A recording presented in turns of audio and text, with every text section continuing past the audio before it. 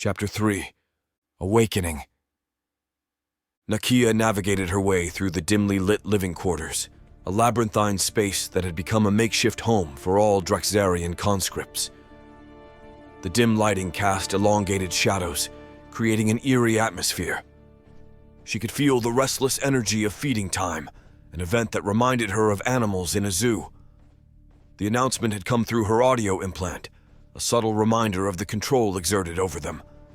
She pondered whether the message had been broadcasted aloud or transmitted directly into her mind. As she accidentally bumped into yet another conscript in the poorly lit corridor, Nakia's frustration bubbled over. Watch it! This darkness is impossible. My systems are down. How are we supposed to function like this? Nakia's confusion was met with Rook's calm, experienced voice. Plenty of lights installed. It's their tech, not ours, he said, his figure emerging from the shadows as she bumped into him. But why? Why not use the tech? Nakia asked, her voice tinged with both surprise and a growing curiosity, noticing the stark contrast in Rook's demeanor compared to the battlefield. On the field, he was more communicative, but here in the confines of the ship, he seemed distant, as if conserving his energy for something else. Rook sighed, a sound that seemed to carry years of resignation. Pup, it's all about control. They limit our movement and make sure we can't turn their tech against them, he explained in a tone that suggested he had repeated these words too many times. Before Nakia could process this, another voice chimed in from the shadows. Kid, what old Rook here isn't saying clearly enough is, enjoy your time on the battlefield. Once the fighting stops, it's back to this darkness. Startled, Nakia twisted towards the source of the new voice. Her eyes struggled to adjust to the dim light, barely making out the contours of a face that seemed to float in the gloom. The voice sounded young, around her age, but the figure remained an enigma, a mere silhouette in the pervasive darkness. This revelation added a new layer to Nakia's understanding of her situation. The battlefield, with all its dangers and adrenaline, paradoxically became a place of clarity and purpose, starkly contrasting with the oppressive, controlled environment of the ship. The darkness here was more than just a lack of light. It was a symbol of their captivity, a constant reminder of the Drakzarians' dominion over them. In this moment, Nakia felt a growing bond with her fellow conscripts, united in their struggle against the unseen chains that bound them. I'm beginning to see that, though I'm not seeing much at all. What's your name? Nakia inquired, her voice echoing slightly in the dimly lit space.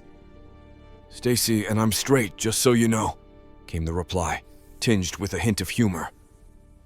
Nakia responded quickly. Oh, I wasn't... Wait, what? How did you know?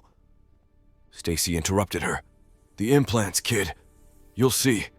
There's little privacy when we're all linked. Here, the connection is weaker, but the longer it's active, the more you adapt to it. That's when many lose their sense of self. Some, like Rook and Jackson, they've had it so long they almost crave the connection. But for now, let's focus on eating. Nakia turned, feeling a mix of violation and intrigue at the thought that everyone here knew so much about her, yet she was still so disconnected from them.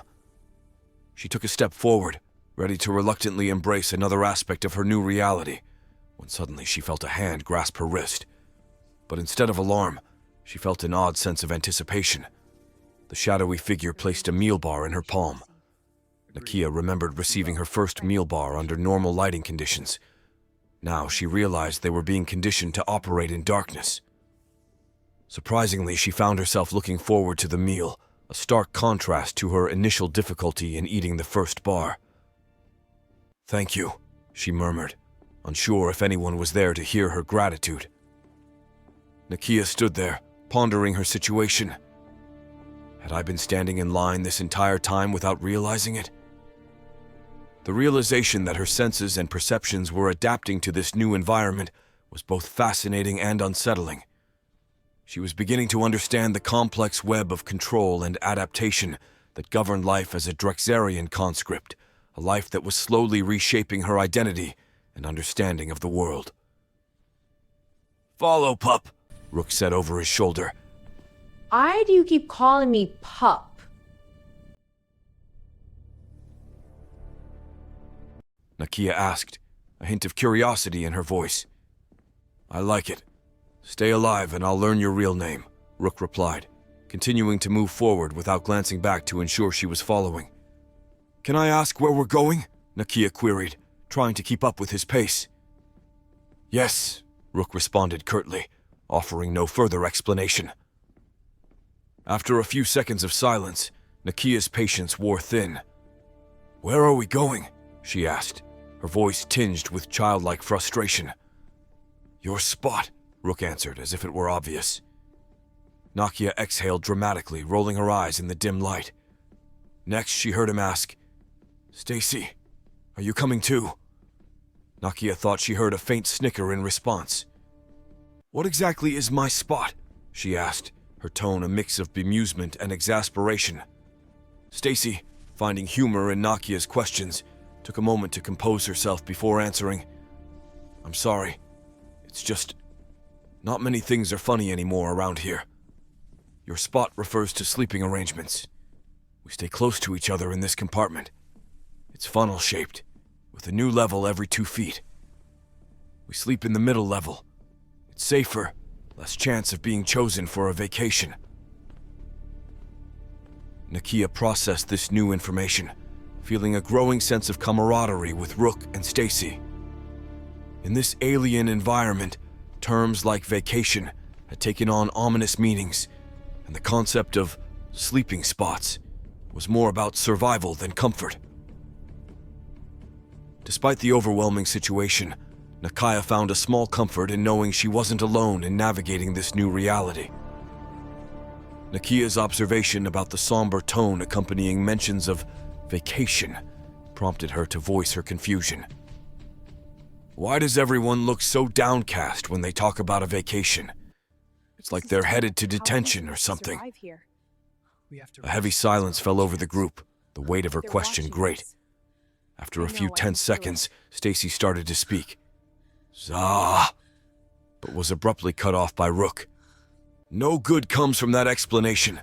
Just pray you never find out, Rook interjected sternly, rolling onto his side to signal the end of the discussion.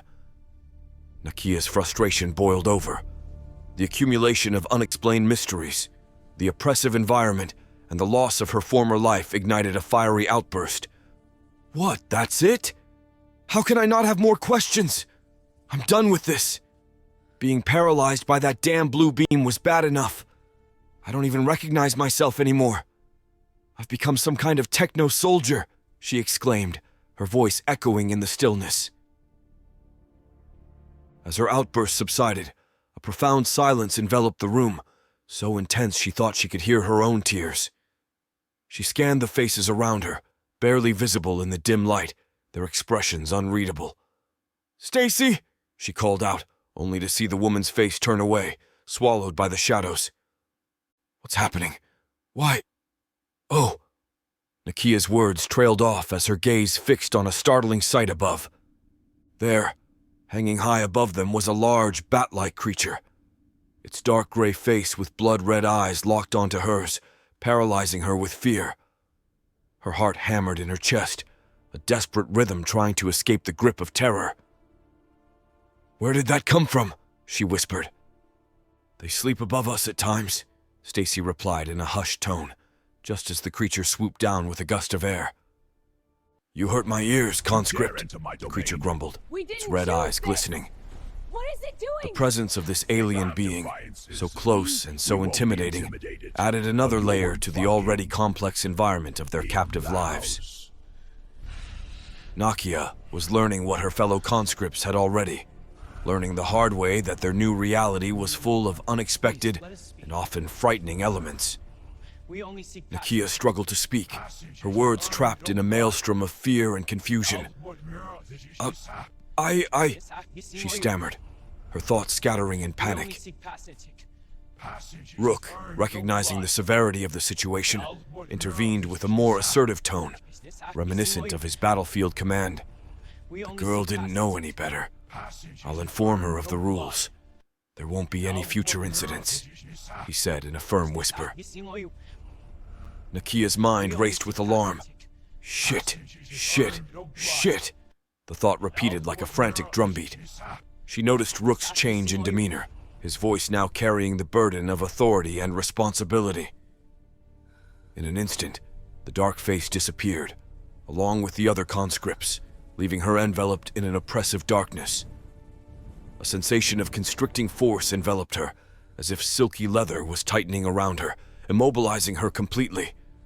Each breath became a laborious struggle against an unseen restraint. "Am I moving?" she questioned internally, knowing that verbalizing her thoughts was futile. "Where am I? How did this happen?" Her mind churned with questions, the silence around her stretching into an endless void. She tried to count the seconds to anchor herself in time. 1, 2, 3, 4. But as the numbers grew, the effort seemed increasingly ineffective. In the vast, silent darkness, she began to doubt her own senses. Had she even started counting? Or was it just a desperate attempt to cling to some semblance of reality? Nakia's experience in the grip of this alien encounter blurred the lines between reality and her own perception. She was left adrift in a sea of uncertainty, struggling to comprehend the surreal and terrifying new world she had been thrust into. As the oppressive darkness lifted, light flooded Nakia's vision, searing her eyes and forcing her to squint against the sudden brightness. Tentatively, she turned to confront the source of her confinement, only to meet the piercing gaze of the blood-red eyes that had haunted her moments before. Now illuminated, she saw the creature in full detail. Not just a bat-like face, but a full-bodied entity, with massive wings that had enveloped her in their terrifying embrace. Her vision slowly clearing, Nakia's gaze drifted to Rook. "May I request forgiveness for the new conscript, Your Majesty? She shows great potential for service in battle." He stood with a respectful poise before beings she presumed were Drakzarians, unmasked and formidable. Who is he speaking to? The question echoed in her mind as she braved a look towards the throne. Until that moment, Nakia had believed nothing could surpass the fear she had already endured. That belief shattered as her breath caught in her throat, and her body involuntarily trembled. There, across the room, sat a figure so daunting that the prospect of death seemed merciful by comparison. The creature was a vision of nightmare, a massive Drakzarian draped in shadows, seated upon a throne of writhing serpents, their heads not of snakes, but akin to crocodiles with stunted, powerful beaks. They swayed hypnotically, one over each shoulder, their presence suggesting a perpetual readiness to strike, their slavering maws a testament to their lethal intent. Nakia's gaze was locked onto the dark sovereign. The fear rendered her unable to look away. The Drakzarian's presence dominated the room, his throne a grotesque monument to his power. The serpents seemed to respond to his will, a dance of death awaiting his command. In this moment, Nakia realized the true horror of her situation, far beyond the physical confines she had known, a psychological terror that threatened to overwhelm her very being. A whispered prayer escaped Nakia's lips, a reflex from her upbringing. "Allah watch over me." It was a quiet plea, born out of a lifelong habit that had once been a source of conflict, and now offered a sliver of comfort amidst the chaos. Her faith had been a point of contention back home, where her love for another woman was a sentence for death. But now, it seemed like a distant concern. Her words, barely audible, nevertheless drew the attention of the imposing figure before her. "Allah! Clearly they have neglected to teach you. No god, be it Allah, Yahweh, Zeus, Vishnu, can save you now."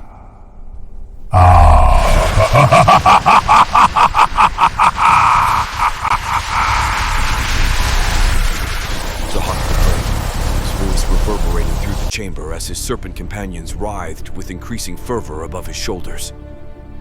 Instinctively, her faith flaring defiantly in the face of fear, Nakia began, "Muhammad teaches us," only to be cut off by Zahhak's booming laughter.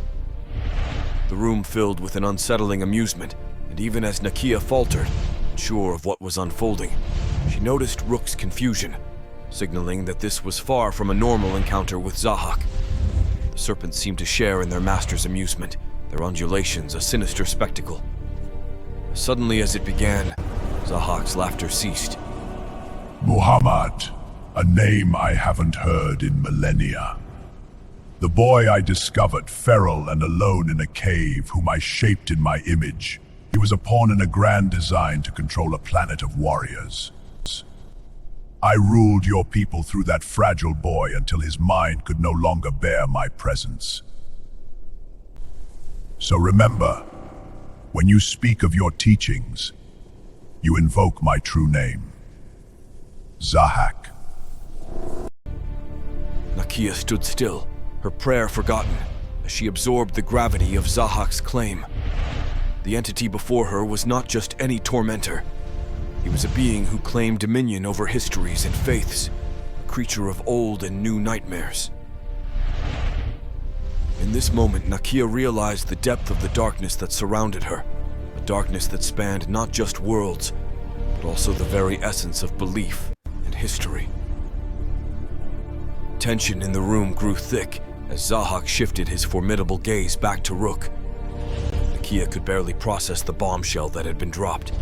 The implications were overwhelming, and her mind raced with questions that she dared not voice. In this moment, before such an ancient and malevolent entity, she sensed that curiosity could lead to consequences far beyond her understanding. Zahhak's voice broke the silence once more. Now, as for your plea, I find this conscript most entertaining, a rarity indeed. To honor your years of loyalty, Sha'abu, I shall grant a choice, Amar.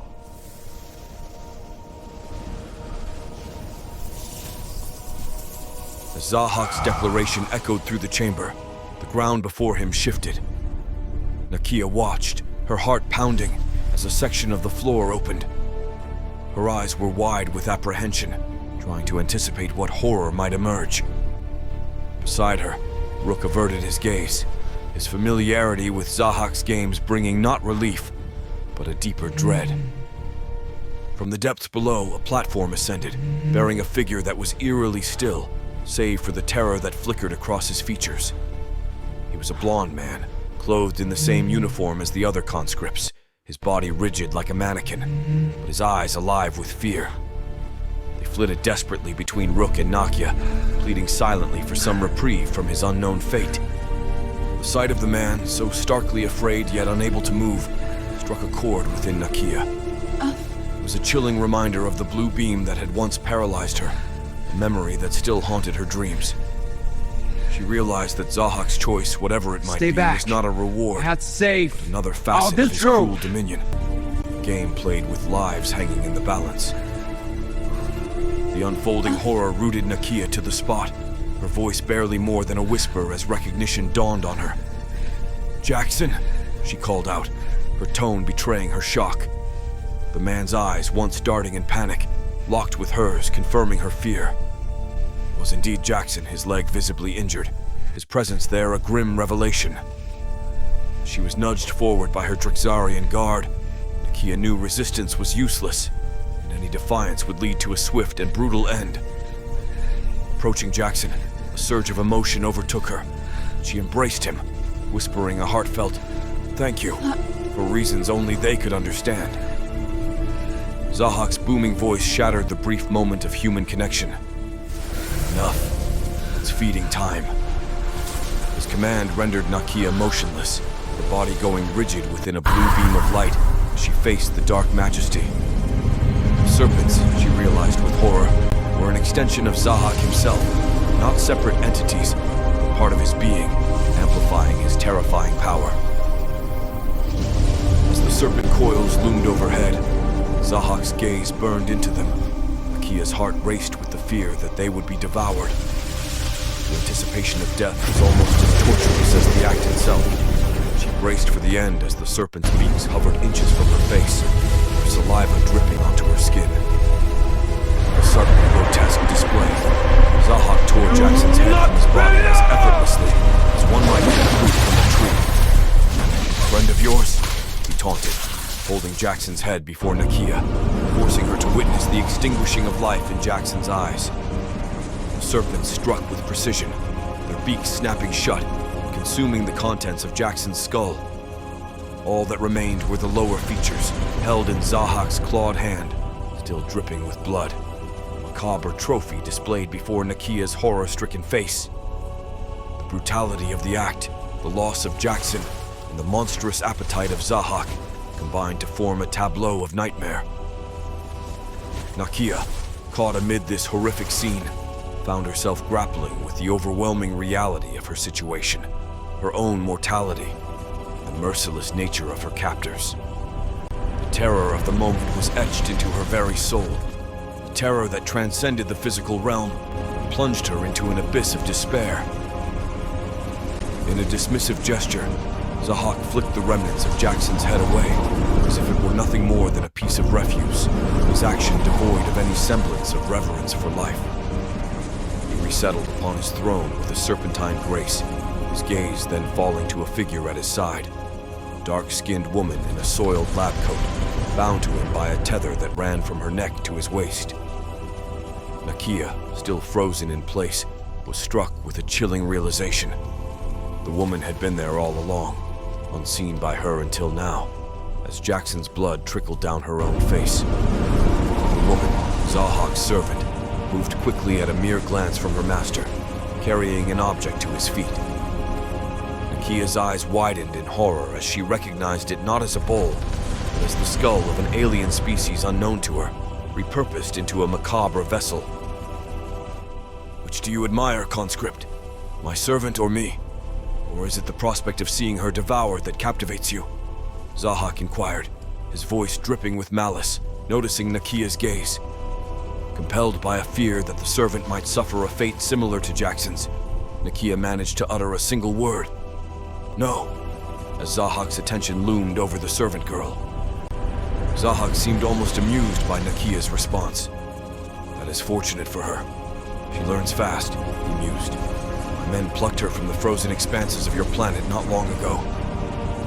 His attention returned to the servant, who appeared to be singularly focused on washing the blood from his feet, the water contained within the skull, oblivious to the terror unfolding around her. This bores me now.